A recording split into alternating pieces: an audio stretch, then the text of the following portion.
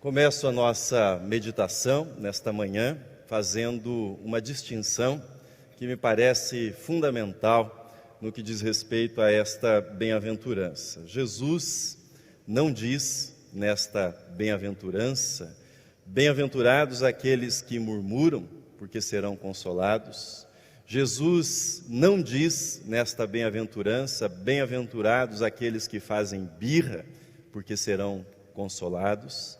Jesus não diz nessa bem-aventurança: bem-aventurados aqueles que resmungam, porque serão consolados.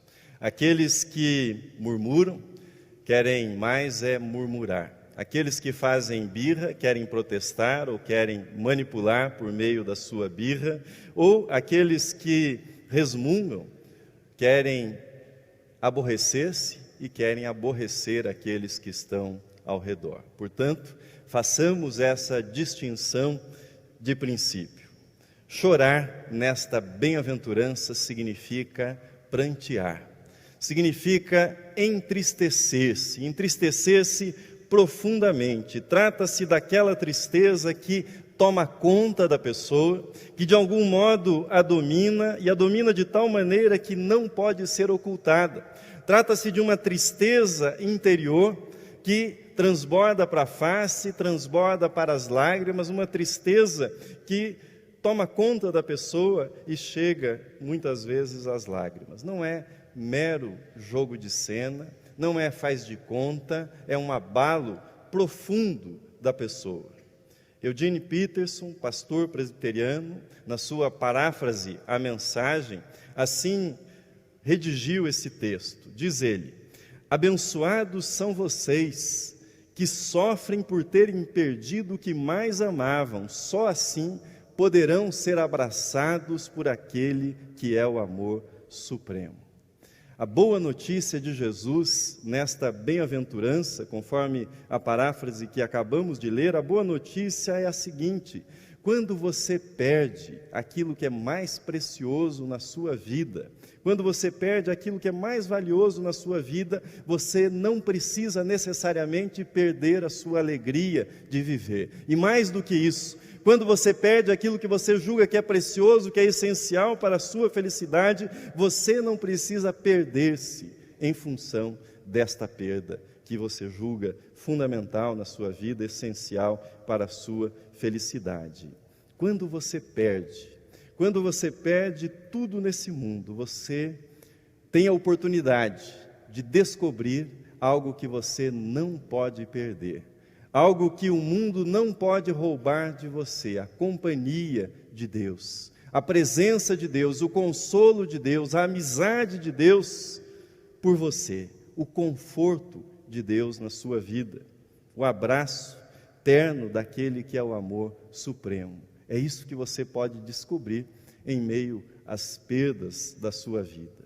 E é sobre isso que nós estamos meditando nesse dia, sobre isso que nós vamos meditar hoje. O que faz do cristão uma pessoa abençoada, mesmo quando as lágrimas rolam pela sua face? É o consolo de Deus, a presença confortadora de Deus de um modo muito especial nessas ocasiões. A felicidade, como o cristão percebe quando é consolado por Deus, não reside numa vida sem lágrimas.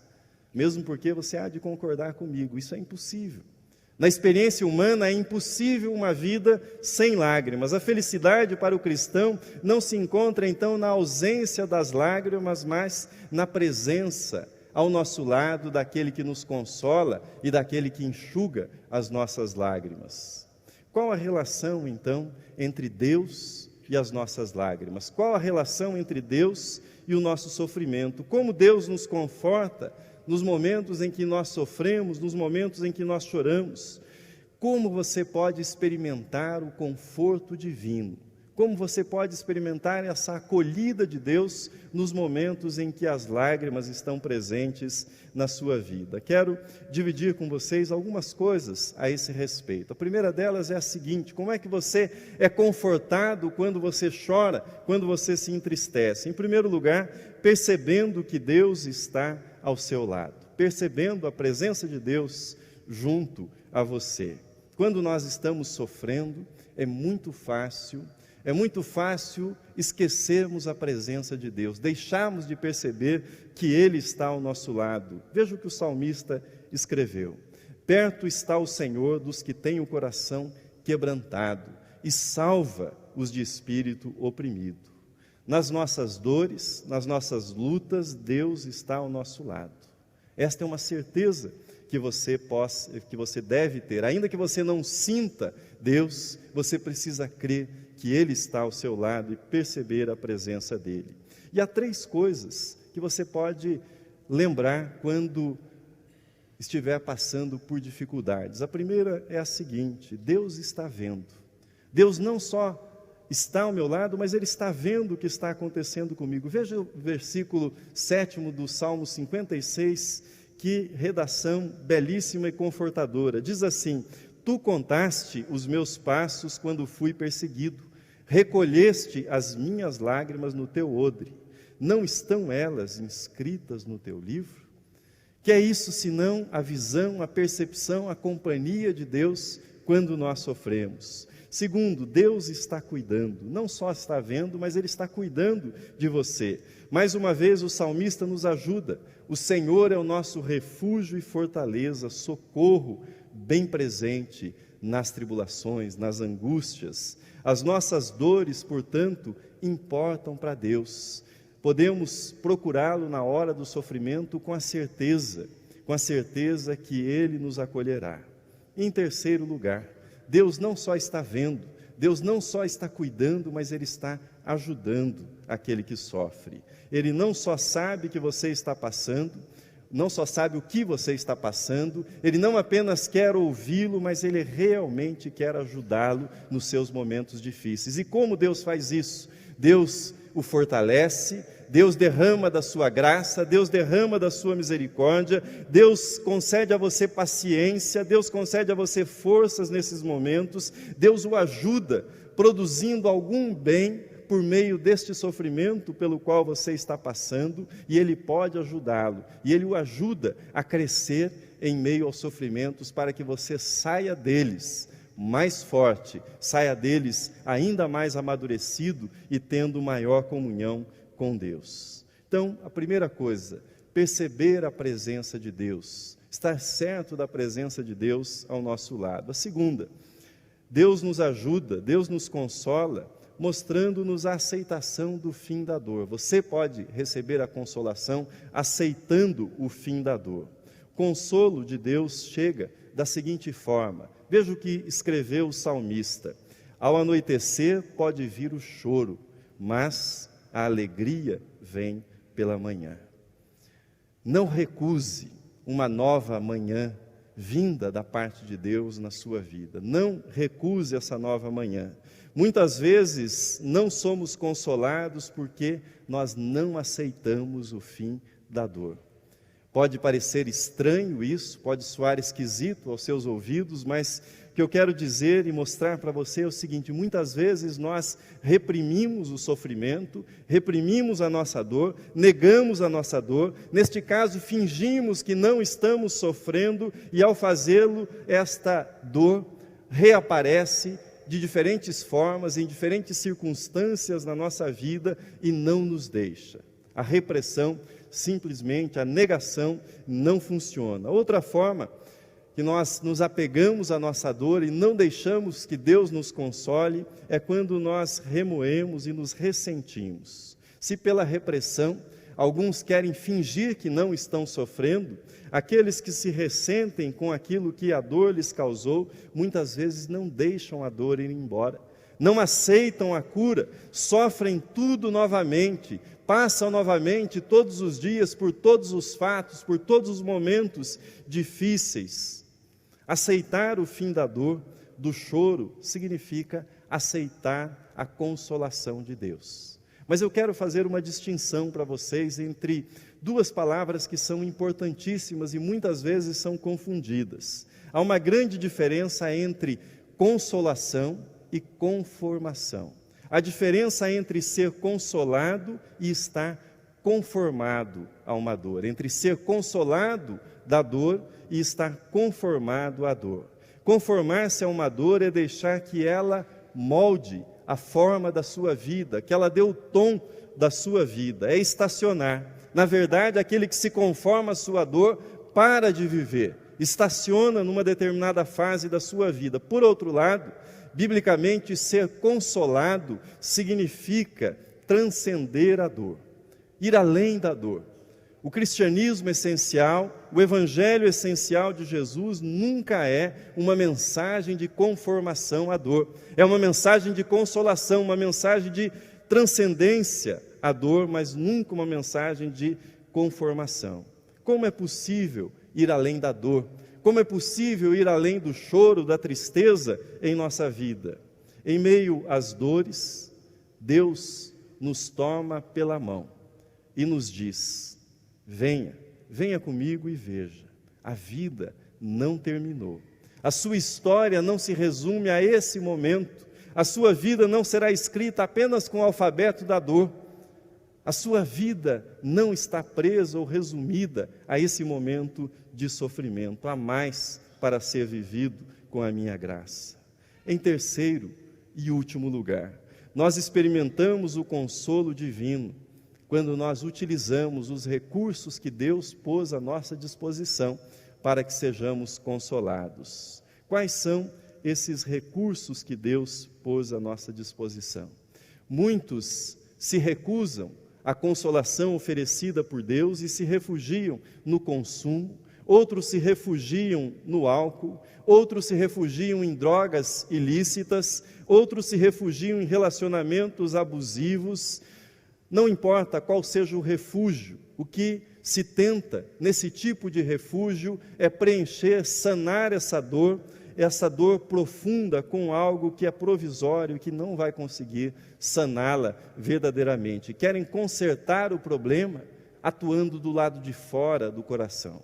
O que Deus nos propõe é que enfrentemos esse problema com os recursos que Ele provê para a nossa consolação. E quais são esses recursos que foram provisionados por Deus para a sua consolação?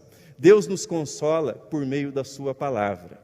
Na Bíblia, nós temos, somente de promessas, mais de 7.000 promessas de Deus. Promessas que se aplicam ao nosso coração, promessas que, quando ouvidas e cridas, nos levam adiante dos momentos de sofrimento pelos quais nós estamos passando. Promessas que são um verdadeiro tesouro, uma verdadeira riqueza que Deus colocou à disposição do seu povo. Em segundo lugar, Deus nos consola por meio do seu povo. Veja comigo o que está escrito em 2 Coríntios, capítulo 1. Assim escreveu o apóstolo Paulo: Bendito seja o Deus e Pai de nosso Senhor Jesus Cristo, o Pai de misericórdias e Deus de toda consolação. É Ele que nos conforta em toda a nossa tribulação, para podermos consolar os que estiverem em qualquer angústia, com a consolação com que nós mesmos somos contemplados por Deus. Quando nós sofremos, a nossa tendência é achar que o nosso problema é único. Somente nós estamos passando por esse tipo de problema, somente nós estamos sofrendo isto. Ninguém nunca passou pelo que nós estamos passando. Engano. Muitas pessoas passaram, muitas pessoas estão passando e muitas pessoas ainda haverão de passar pelos mesmos problemas que nós passamos, e muitas dessas pessoas que compõem o povo de Deus experimentaram a consolação de Deus e podem pelo seu testemunho, pela sua solidariedade, pela sua palavra, podem ser instrumentos de Deus para que nós sejamos consolados quando nós passamos pelos nossos sofrimentos. Mas mais do que isso, esse texto nos mostra que um dos grandes mistérios da consolação é que Deus pode usar as nossas dores, Deus pode usar as nossas lágrimas para suscitar entre nós ministérios de consolação e de conforto. Aqueles que passaram pelo luto sabem quanto isso dói, como é difícil passar pelo luto. Aqueles que passaram por uma separação sabem como isso é difícil. Aqueles que lutam ou lutaram com enfermidades prolongadas sabem como isso é difícil também na vida. Aqueles que passaram por um longo período sem emprego batendo de porta em porta, indo de entrevista a entrevista, sabem como isso é difícil. Veja o que Paulo escreveu: Deus nos consola em toda a nossa tribulação, para que também possamos consolar os que estiverem em alguma tribulação, em alguma angústia. Portanto, não desperdice a sua dor. Faça da sua dor um ministério. Deixe Deus usar a sua dor para que você possa abençoar a vida de outras pessoas. Na presença de Deus, em oração, buscando o discernimento do Espírito Santo, pergunte a si mesmo: será que não chegou a hora de aceitar a consolação de Deus? Aceitar a oferta de Deus? Será que não chegou o momento de deixar a posição de vítima e assumir um papel criativo, um papel abençoador e abençoar a vida de outras pessoas por meio da sua experiência com a dor e com o sofrimento? Pense nisso na presença de Deus nesta manhã. Deus nos consola também por meio do seu Espírito, por meio da palavra, por meio do seu povo e por meio do seu Espírito. Veja João 14, versículo 16 e 17. E eu rogarei ao Pai, disse Jesus, e Ele vos dará outro Consolador, a fim de que esteja para sempre convosco, o Espírito da verdade, que o mundo não pode receber, porque não o vê, nem o conhece. Vós o conhecereis, porque Ele habita convosco e estará em vós. Quando nós recebemos Jesus, quando nós abrimos a nossa vida para Jesus, o Espírito Santo faz morada na nossa vida, no nosso coração, de um modo singular. E Ele, o Espírito, é responsável pela consolação de Deus, pela aplicação do consolo de Deus ao nosso coração. E o Espírito Santo é aquele que nos plenifica, nos enche, nos toma e nos leva adiante nos momentos difíceis, nos momentos de tribulação. Bem-aventurados os que choram, porque serão consolados. Quero encerrar essa meditação, quero encerrá-la fazendo 2 desafios a você que me ouve nesta manhã no templo e também pela internet. Quero convidá-lo em primeiro lugar para abrir a sua vida para Jesus, para a mensagem de Jesus. Veja que eu não estou convidando você para se tornar presbiteriano, para mudar de religião. Talvez isso ocorra. Se você quiser se tornar presbiteriano, se Deus o chamar para congregar conosco, será uma enorme alegria desta igreja ajudá-lo na sua jornada, na sua caminhada de fé. Mas isto é um segundo momento. Mas se você tem sofrido, se você não tem sido consolado, se você tem buscado a felicidade, mas não tem conseguido ser feliz, não tem conseguido lidar com a sua dor, dê uma oportunidade para a mensagem de Jesus. Abra sua vida para Jesus. Receba Jesus Cristo como Senhor e Salvador da sua vida. Ao entregar a sua vida a Jesus, não significa que todos os problemas desaparecerão, que todos os mistérios serão respondidos e resolvidos e que as lágrimas simplesmente cessarão. Não significa que você encontrará explicação para todas as coisas, mas, e esta é a coisa importante, você experimentará a consolação de Deus de um modo que você não conhecia e não havia experimentado ainda na sua vida. Se você quer tomar essa decisão, há um cartão no banco, o primeiro campo diz: quero seguir a Jesus Cristo. Não hesite em fazê-lo. O segundo desafio que eu quero fazer é para você que passou por momentos difíceis, para você que já experimentou a consolação de Deus nessas múltiplas formas que foram mencionadas, você que foi fortalecido, encorajado, sustentado, você que olha agora para trás e reconhece a mão de Deus, levando a sua vida adiante, fazendo com que você permanecesse em pé. A Bíblia diz que todas as coisas cooperam para o bem daqueles que amam a Deus.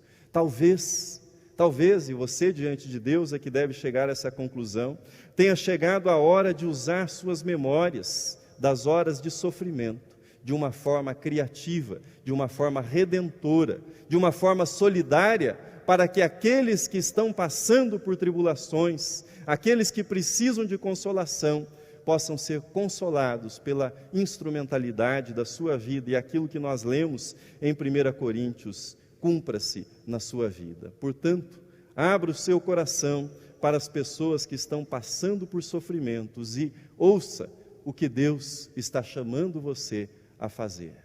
Também no nosso cartão há um campo de consagração da vida para o ministério. Se Deus falar com você a esse respeito, faça isso também, na certeza que Deus abençoará a vida de outras pessoas por meio da sua vida, e Deus, na sua soberania, usará para a glória dele as suas lágrimas e as suas dores.